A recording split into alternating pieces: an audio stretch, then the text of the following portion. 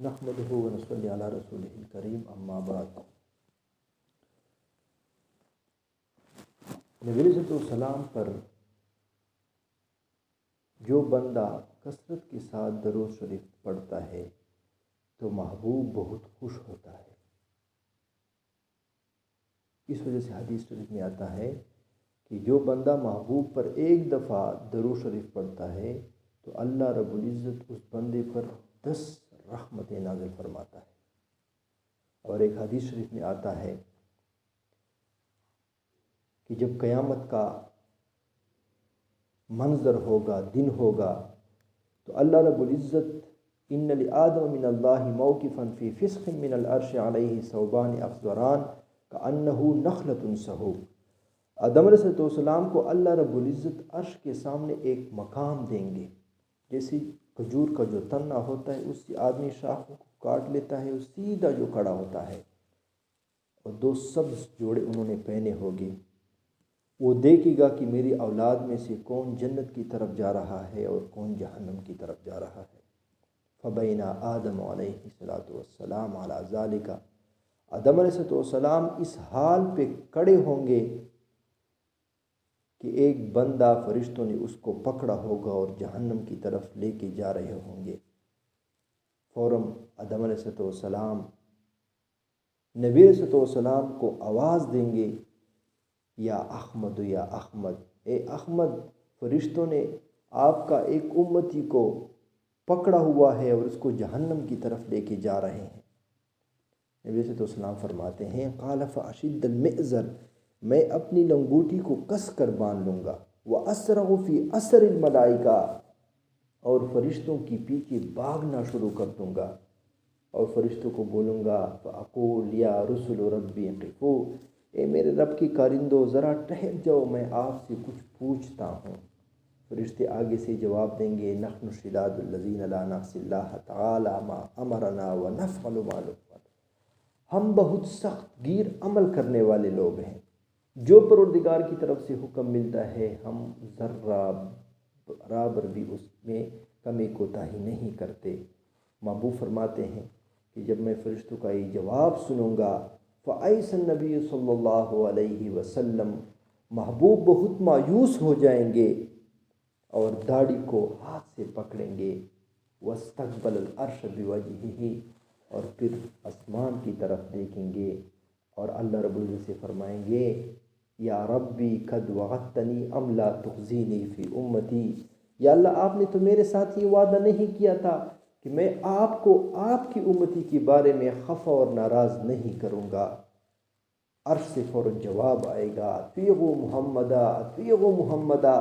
اے میرے فرشتوں محمد کی اطاعت کرو، محمد جو کچھ کہتا ہے اس کا کہنا مان لو۔ فرشتے دوبارہ اس بندے کو میزان کے پلڑے میں لائیں گے۔ محبوب فرماتا ہے کہ میں بھی پہنچ جاؤں گا،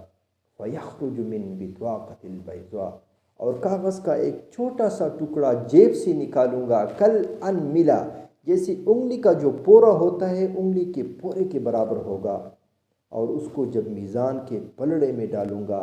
فَتَرْجُعُ الْحَسَنَاتُ عَلَى السَّيِّئَاتِ، نیکیوں کا پلڑا بھاری ہو جائے گا اور گناہوں کا پلڑا ہلکا ہو جائے گا، اور فرشتے بولیں گے سعد و سعد جدہ، اے میرے فرشتوں یہ بندہ تو نیک بخت ہو گیا، خوش بخت ہو گیا، اس کو جنت کی طرف لے چلو۔ لیکن وہ بندہ آگے سے کیا بولے گا ہے، وہ بندہ آگے سے بولے گا اے میرے فرشتوں ذرا صبر کرو، اس بندے سے میں پوچھ تو لو یہ کون ہے جنہوں نے میرے ساتھ اتنا احسان کیا۔ ابھی تو مجھ سے ابو بھی بھاگ رہا تھا، امی بھی بھاگ رہی تھی، بیٹا بھی بھاگ رہا تھا، بیوی بھی بھاگ رہی تھی، یہ کون ہے جنہوں نے میرے ساتھ اتنا بڑا احسان کر دیا۔ اور وہ بندہ محبوب کے پاس آئے گا اور محبوب کو کیا بولے گا، محبوب کو بولے گا ما احسن خلقک و احسن وجہک، اللہ رب العزت نے آپ کو کتنا حسین پیدا کیا ہے، اللہ رب العزت نے آپ کو کتنے اچھے اخلاق سے نوازا ہے، قد اکلتنی عسرتی و رحمت عبرتی، آپ نے میری لغزشوں کو کم کر دیا اور ایک طرح مجھے رحمت کے اندر لپیٹ دیا۔ من انت، آپ کون ہے؟ محبوب آگے سے فرمائے گا انا نبیک محمد صلی اللہ علیہ وسلم وہذہ صلاتک التی کنت تصلی علیہ، میں آپ کا نبی حضرت محمد صلی اللہ علیہ وسلم ہوں، اور یہ وہی درود ہے جو تم دنیا میں مجھ پر پڑھا کرتا تھا۔ اللہ اکبر۔ یعنی محبوب پر جو بندہ درود شریف دنیا میں پڑھے گا، دنیا میں پڑھنا تو آسان ہے، تو محبوب امتی، جو محبوب کی جو امتی ہے، کتنی شفقت اور رحمت اور کتنا پیار تھا اپنی امتوں کے ساتھ، ایک ایک بندے کے پیچھے بھاگیں گے۔ تو ہمیں بھی اس دنیا میں محبوب پر بار بار درود شریف، کثرت کے ساتھ درود شریف، چلتے پھرتے اٹھتے بیٹھتے ہر وقت درود شریف پڑھنے کی توفیق نصیب فرمائے۔ اس طرح شاعر کہتا ہے عشق نبی، اے عشق نبی میرے دل میں بھی سما جانا، مجھ کو بھی محمد صلی اللہ علیہ وسلم کا دیوانہ بنا جانا، دیدار محمد کی حسرت تو رہے باقی،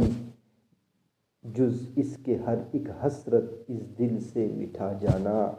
جس خواب میں ہو جائے دیدار نبی حاصل، جس خواب میں ہو جائے دیدار نبی حاصل، اے عشق مجھ کو بھی نیند ایسی سلا جانا۔ وآخر دعوانا الحمدللہ رب العالمین۔